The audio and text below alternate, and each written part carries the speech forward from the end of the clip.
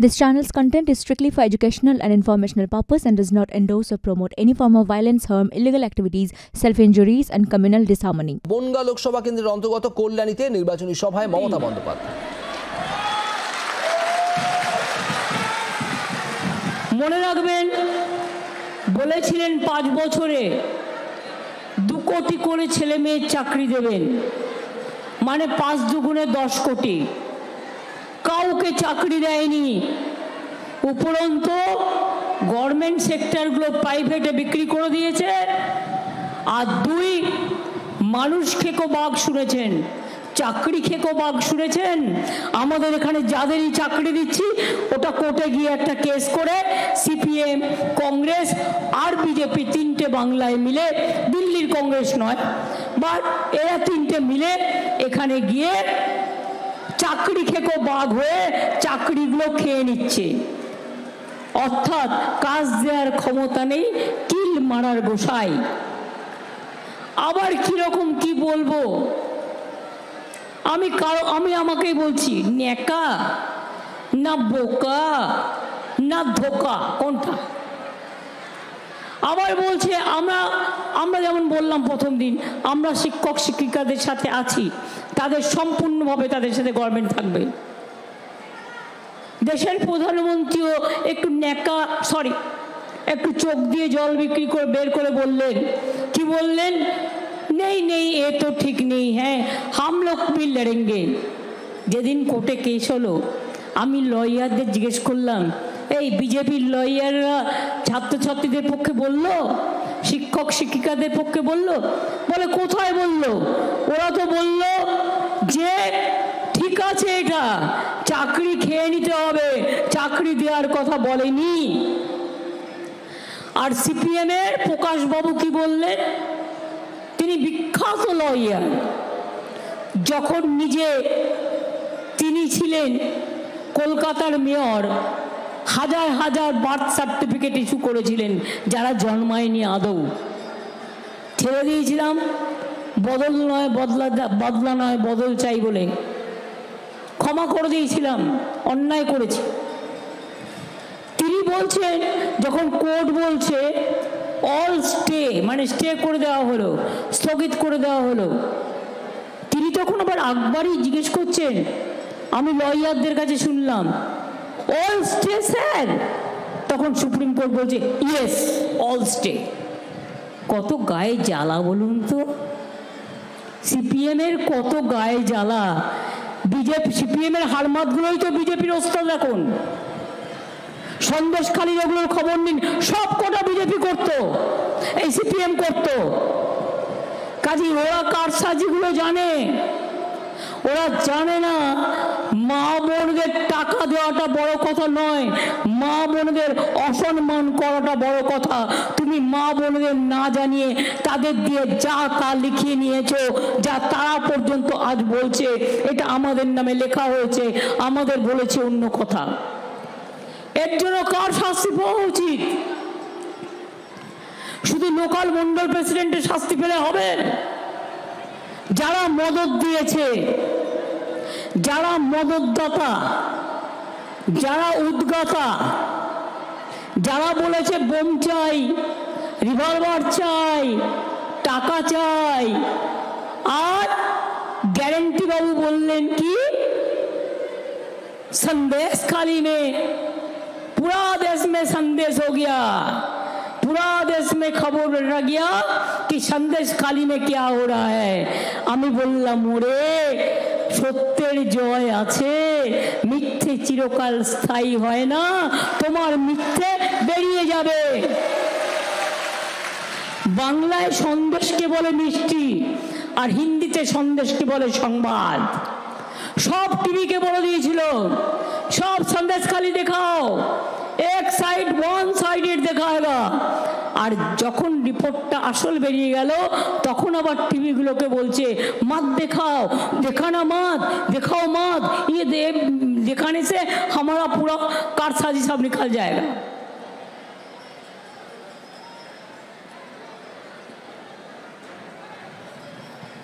মোদি বাবুর গ্যারেন্টি। তার আগে আমি আমাদের 4টে কথা বলে নিই, বেশি বলবো না। আমরা বলেছিলাম 21-এর ইলেকশনের আগে যে আপনাদের লক্ষ্মীর ভাণ্ডার দেব, দিয়েছি কি দিইনি? আমরা বলেছিলাম বিনা পয়সায় রেশন দেব, দিচ্ছি কি দিচ্ছি না? কৃষকরা 10,000 টাকা পাবেন ভাতা, পাচ্ছেন কি পাচ্ছেন না? যেটা বছরে। স্মার্ট কার্ড 10 লক্ষ টাকা দেব বলেছিলাম, দিচ্ছি কি দিচ্ছি না? এছাড়াও তো ভুলে যান কত প্রকল্প, কত পরিকল্পনা, কত বিধবা ভাতা, কত ওল্ড এজ পেনশন, কত সবুজশ্রী, বিনা পয়সায় সাইকেল, বিনা পয়সায় স্মার্টফোন থেকে শুরু করে সব কিছুই আছে। তাহলে আমরা যেটা বলেছি সেটা আমরা করেছি, মানে বলেছি 100 ভাগ আর করেছি 150 ভাগ, আরো 50 ভাগ বেশি করেছি। কিন্তু গ্যারেন্টি বাবু, আপনাদের যদি দু একটা কথা বলি, আপনারা ভোট চাইছেন কেন? বলছেন 15 লাখ টাকা দেগা, নেই দিয়া, অর্থাৎ গ্যারেন্টি মিন্স 420 দেয়নি। 2, বলছে আমি বিনা পয়সায় চাল দিচ্ছি, একেবারে মিথ্যে কথা। সব চালের টাকা আমরা দিচ্ছি। টিভি খুললেই ওনার ছবি, ইউটিউবে ছবি, কাগজে ছবি, ঘুমিয়ে গেলে ঘুমের মধ্যেও ছবি, আতঙ্ক হয়ে গেছে, ছবি আতঙ্ক। কি বলছে? আবার আমার নামে একটা নাম বলছে। আমার নামটা কেন পছন্দ জানি না, সারাক্ষণ তো গালাগালি দিয়ে বেড়ায়। বলছে মা চলো, মেয়েকে ডেকে মা বলছে চলো চলো ভোট দেব বিজেপিকে, ওরা আমাদের জল দিয়েছে, এক ফোঁটাও দেয়নি, মিথ্যে কথা বলেছে। জলের টাকা আমরা দিয়েছি, 70% টাকা, জায়গা জমি, পাইপলাইন সব আমরা দিয়েছি। আর তোমার চোরের টাকা, দেশের টাকা লুটেছ, 100 দিনের লোকেদের কাজের টাকা দাওনি, পকেটে ভরেছ, বাইরে ডিফেন্সের সব ডিল করেছ, সেই টাকাগুলো গেল কোথায়? সেই টাকা দিয়ে আজ তোমরা বিজ্ঞাপন করে বেড়াচ্ছ লক্ষ কোটি টাকা দিয়ে। পিএম কেয়ারের টাকার হিসেব কোথায়? লক্ষ লক্ষ কোটি কোটি লোকের টাকা নিয়েছে। আমাদের সিএসআর ফান্ডও চিফ মিনিস্টারদের বন্ধ, গভর্নমেন্ট অফিসারদের মাইনেও ওখানে জমা করেছে।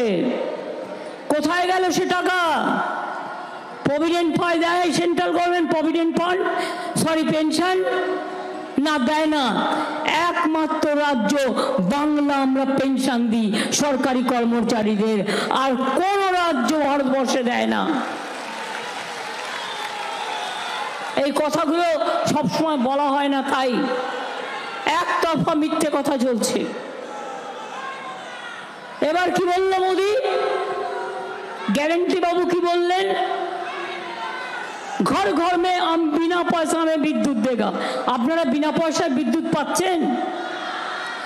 মায়েরা বিনা পয়সায় বিদ্যুৎ পাচ্ছেন? ভাইয়েরা পাচ্ছেন? শ্রমিক মজদুর পাচ্ছেন? রিক্সাওয়ালা পাচ্ছেন? টোটোওয়ালা পাচ্ছেন? কৃষক শ্রমিক পাচ্ছেন? তাহলে এত বড় মিথ্যে কথা কেন বলবে? 420 নো গ্যারেন্টি। এবার আপনারা বলুন, বলছে বিনা পয়সা মে হাম গ্যাস দে রা হ্যায়, দিচ্ছে বিনা পয়সায় গ্যাস। গ্যাস কত দিয়ে কিনতে হয় এখন? 1000 টাকার উপর দিয়ে কিনতে হয়। এ তো দেখছি গ্যাসের থেকেও বড় গ্যাস বেলুন। গ্যারেন্টি 420, খবরদার ছোবেন না, চুলেই 440 ভোল্ট।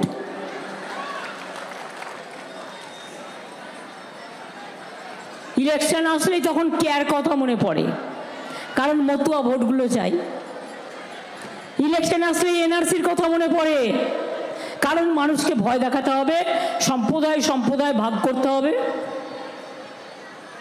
ইলেকশন আসলেই ইউনিফর্ম সিভিল কোড করতে হবে। এর মানেটা তো আপনারা অনেকে জানেন না। এসসি এসটি সব তুলে দেবে,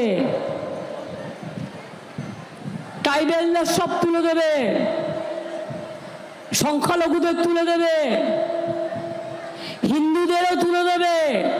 মনে রাখবেন, আসামে যখন এনআরসি হয়েছিল 19 লক্ষ হিন্দু বাঙালি বাদ হয়ে গেছিল ফার্স্ট। এখনো তাদের মধ্যে অনেকে জেলে আছে। কদিন আগে আমি গিয়েছিলাম তাদের দুঃখের কথা শুনতে। সুতরাং Modi guarantee 420, Modi guarantee 420, Modi guarantee 420, Modi guarantee no guarantee. এবার জিজ্ঞেস করতেই পারেন আমায়, দেশে কি চলছে?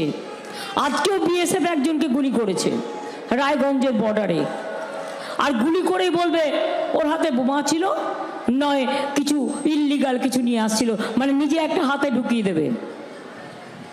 আজকেও গুলি চালিয়েছে। কালকে আমি শুনেছি রানাঘাটে